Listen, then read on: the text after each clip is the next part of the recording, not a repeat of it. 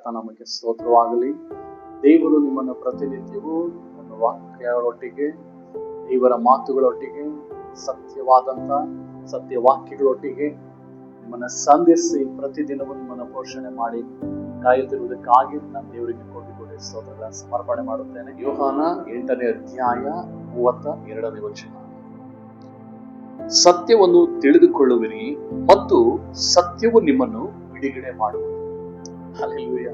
ನೋಡ್ರಿ, ಕರ್ತನ ವಾಕ್ಯ ಎಷ್ಟು ಸ್ಪಷ್ಟವಾಗಿ ಹೇಳ್ತಾ ಇದೆ ಅಂದ್ರೆ, ನಾವು ಇದುವರೆಗೂ ಕೆಲವೊಂದು ವಿಚಾರಗಳಲ್ಲಿ ಸತ್ಯವನ್ನು ನಾವು ತಿಳಿದುಕೊಳ್ಳೋದಿಲ್ಲ. ಸತ್ಯ ಯಾವುದು, ಸುಳ್ಳು ಯಾವುದು, ಯಾರು ಹೇಳ್ತಿರುವುದು ಸತ್ಯ, ಯಾರು ಹೇಳ್ತಿರುವುದು ನಿಜ, ಯಾರು ಹೇಳ್ತಿರುವುದು ಸುಳ್ಳು ಎಂಬುದಾಗಿ ನಾವು ಕರೆಕ್ಟ್ ಆಗಿ ತಿಳಿದುಕೊಂಡಾಗ ಸತ್ಯ ನಮ್ಮನ್ನ ಬಿಡುಗಡೆ ಮಾಡ್ತದೆ.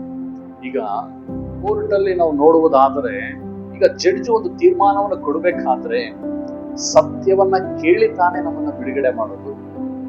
ಯೋಚನೆ ಮಾಡಿ ನೋಡ್ರಿ, ಇವತ್ತು ನಿಮ್ಮ ಜೀವಿತದಲ್ಲೂ ಸಹ ನೀವು ಯಾವಾಗ ಸತ್ಯವನ್ನ ತಿಳಿದುಕೊಳ್ತೀರೋ ಆ ಸತ್ಯ ನಿಮ್ಮನ್ನು ಎಲ್ಲಾ ಕಾರ್ಯಗಳಿಂದ ಬಿಡುಗಡೆ ಮಾಡ್ತದೆ. ಇವತ್ತು ನಿಮ್ಮ ಜೀವಿತ, ಇವತ್ತು ಎಷ್ಟೋ ಜನಗಳು ತಮ್ಮನ್ನು ಹೊಗಳುವವರನ್ನ ಬಹಳ ಹಿಂಬಾಲಿಸುವಂತ ಜನಗಳಾಗಿದ್ದಾರೆ.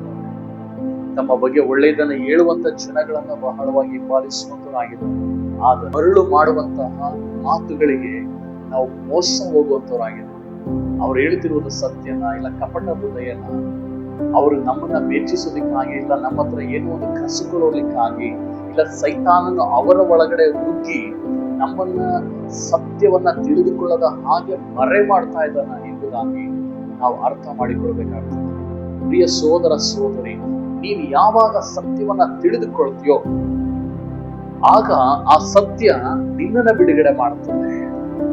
ಯಾಕಂದ್ರೆ ದೇವರ ವಾಕ್ಯ ಹೇಳ್ತದೆ, ಯೇಸು ಕ್ರಿಸ್ತನ ಭೂಲೋಕಕ್ಕೆ ಬಂದಾಗ ಯೇಸು ಕ್ರಿಸ್ತನನ್ನ ಯಾರೆಲ್ಲ ಆ ಸತ್ಯವನ್ನ ತಿಳಿದುಕೊಂಡ್ರು, ಬರಬೇಕಾದ ದೇವಕುಮಾರನು ಈತನೇ, ಮನುಷ್ಯ ಕುಮಾರನು ಈತನೇ, ಕ್ರಿಸ್ತನು ಈತನೇ ಎಂಬುದಾಗಿ ಯಾರೆಲ್ಲ ತಿಳಿದುಕೊಂಡ್ರು ಅವರೆಲ್ಲರನ್ನ ದೇವರು ಬಿಡುಗಡೆ ಮಾಡಿದ್ರು. ಸತ್ಯವನ್ನ ಯಾರೆಲ್ಲ ಹುಡಿಕೊಂಡು ಬಂದ್ರು ಆ ಸತ್ಯವಾದಂತ ಯೇಸು ಕ್ರಿಸ್ತನು ಅವರನ್ನ ಬಿಡುಗಡೆ ಮಾಡಿದ್ರು. ಇವತ್ತು ದೇವರು ನಮಗೆ ಈ ವಾಕ್ಯವನ್ನ ಈ ಒಂದು ಬೈಬಲ್ ನಲ್ಲಿ ನಮಗೆ ಕೊಡಲ್ಪಟ್ಟಿದ್ದಾನೆ.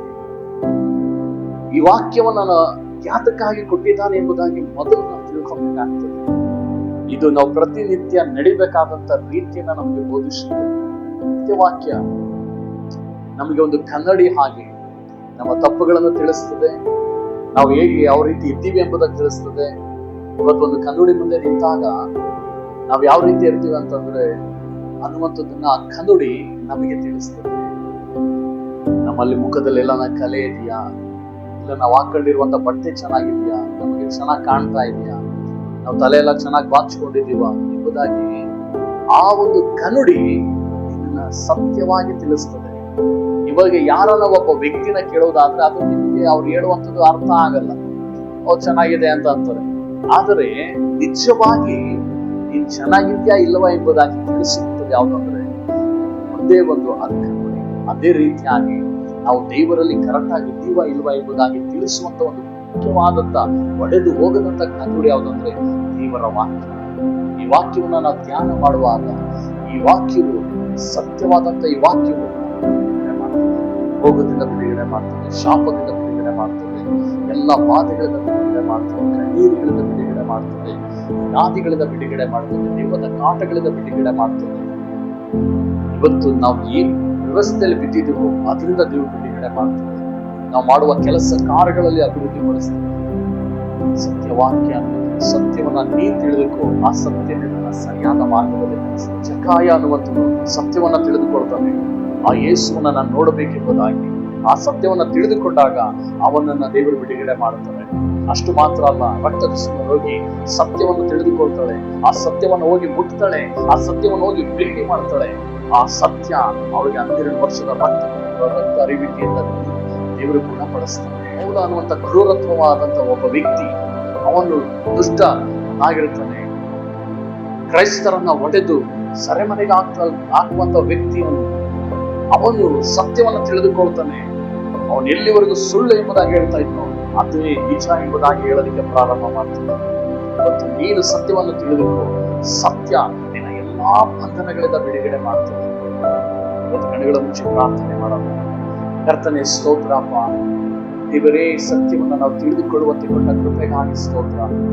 ಆ ಸತ್ಯವು ದೇವರೇ ನೀನೇ, ಜೀವಂತವಾಗಿರುವ ಸತ್ಯವು ನೀನೇ ಆಗಿರುವುದಕ್ಕಾಗಿ ಸ್ತೋತ್ರ. ನಮಗೆ ಶಾಪದಿಂದ, ಪಾಪದಿಂದ, ರೋಗಗಳಿಂದ ಬಿಡುಗಡೆ ಮಾಡಿದಕ್ಕಾಗಿ ಸ್ತೋತ್ರಪ್ಪ. ದೇವರೇ ಎಲ್ಲಾ ಕೆಟ್ಟ ಕಾರ್ಯಗಳಿಂದ, ಕೆಟ್ಟ ಸ್ವಭಾವಗಳಿಂದ, ಕೆಟ್ಟ ಹ್ಯಾಬಿಟ್ಗಳಿಂದ, ದುರಭ್ಯಾಸಗಳಿಂದ ಬಿಡುಗಡೆ ಮಾಡಿದಕ್ಕಾಗಿ ಸ್ತೋತ್ರಪ್ಪ.